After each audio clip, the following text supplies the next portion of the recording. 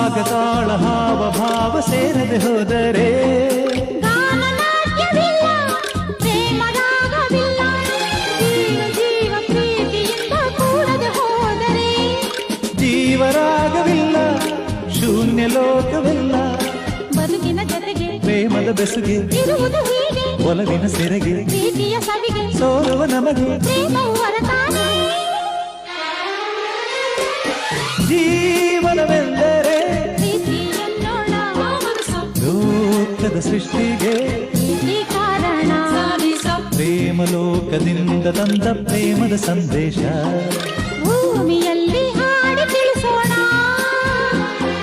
ಪ್ರೀತಿ ಹಂಚೋಣ, ಆನಂದ ಪಡೆಯೋಣ, ಬನ್ನಿ ಪ್ರೇಮ ರಹಸ್ಯ ಹೇಳೋಣ.